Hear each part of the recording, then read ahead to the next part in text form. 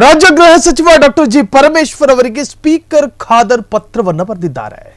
ಈ ಹಿಂದಿನ ದಕ್ಷಿಣ ಕನ್ನಡದ ಪೊಲೀಸರ ವಿರುದ್ಧ ಅಥವಾ ಕಾಂಗ್ರೆಸ್ ಸರ್ಕಾರದ ವಿರುದ್ಧವೇ ಸ್ಪೀಕರ್ ಯುಟಿ ಖಾದರ್ ಅಸಮಾಧಾನ.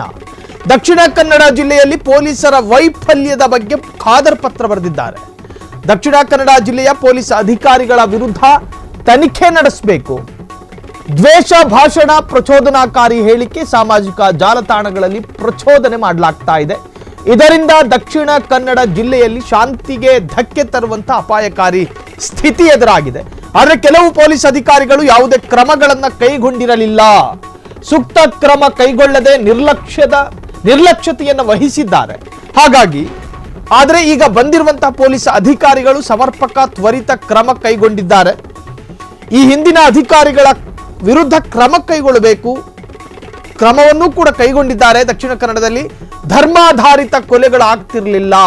ಒಂದು ವೇಳೆ ಕೈಗೊಂಡಿದ್ದರೆ ಧರ್ಮಾಧಾರಿತ ಕೊಲೆಗಳಾಗ್ತಾ ಇರಲಿಲ್ಲ.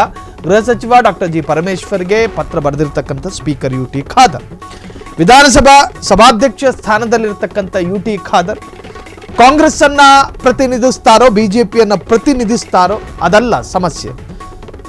ಸ್ಪೀಕರ್ ಆಗಿದ್ದುಕೊಂಡು ಎಲ್ಲವನ್ನು ಕೂಡ ನಿಷ್ಪಕ್ಷಪಾತವಾಗಿ ನೋಡಬೇಕಾಗಿ ಬರುತ್ತೆ. ಆ ಕೆಲಸವನ್ನು ಅವ್ರು ಮಾಡಿದ್ದಾರೆ. ಖಾದರ್ ಈಗ ಪತ್ರ ಬರೆದಿರ್ತಕ್ಕಂತಹದ್ದು ರಾಜ್ಯ ಗೃಹ ಸಚಿವರಿಗೆ. ಆ ಪತ್ರದಲ್ಲಿ ಬಹಳಷ್ಟು ಸ್ಪಷ್ಟವಾದ ಉಲ್ಲೇಖ ಇದೆ. ಈ ಹಿಂದಿನ ಪೊಲೀಸ್ ಇಲಾಖೆ ಏನು ದಕ್ಷಿಣ ಕನ್ನಡ ಜಿಲ್ಲೆಯಲ್ಲಿ ಕಾರ್ಯಾಚರಿಸ್ತಾ ಇತ್ತು, ಆ ಇಲಾಖೆ ಸರಿಯಾದ ಸಂದರ್ಭದಲ್ಲಿ ಧರ್ಮಾಧಾರಿತ ಕೊಲೆಗಳಾದಾಗ, ಧರ್ಮದ ಹೆಸರಿನಲ್ಲಿ, ಧಾರ್ಮಿಕ ನಂಬಿಕೆಯ ಹೆಸರಿನಲ್ಲಿ, ಪ್ರೀತಿ, ಪ್ರೇಮ, ಪ್ರಣಯ ಎಲ್ಲದಕ್ಕೂ ಕೂಡ ಧರ್ಮವನ್ನ ಲೇಪಿಸಿ ಆದಂತಹ ಕೊಲೆಗಳಲ್ಲಿ ಪೊಲೀಸರು ಇನ್ಸ್ಟಂಟ್ ಆದಂತಹ ತೀರ್ಪನ್ನ ಕೊಟ್ಟಿದ್ದಿದ್ದರೆ, ತೀರ್ಪು ಅಂತ ಹೇಳಿದ್ರೆ ಕ್ರಮವನ್ನ ಕೈಗೊಂಡಿದ್ದಿದ್ರೆ ಬಹುಶಃ ಇಷ್ಟು ಕೊಲೆಗಳಾಗ್ತಾ ಇರಲಿಲ್ಲ. ಈ ಹಿಂದಿನ ಪೊಲೀಸ್ ಇಲಾಖೆಯ ವಿರುದ್ಧ ತನಿಖೆಗೆ ಅಥವಾ ಅವರನ್ನು ಕೂಡ ವಿಚಾರಣೆಗೆ ಒಳಪಡಿಸಬೇಕು.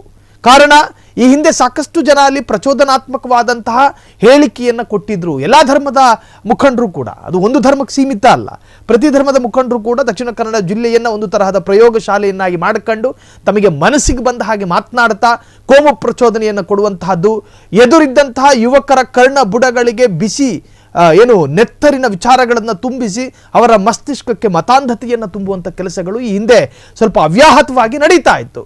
ಈ ಬಗ್ಗೆ ಯಾರ್ಯಾರು ಅದಕ್ಕೆ ಕಾರಣಕರ್ತರೋ ಅವರ ವಿರುದ್ಧ ಕ್ರಮ ಆಗಿಲ್ಲ. ಹಾಗಾಗಿ ಇದು ಪೊಲೀಸರ ವೈಫಲ್ಯಗಳೇ ಎದ್ದು ಕಾಣ್ತಾ ಇದೆ.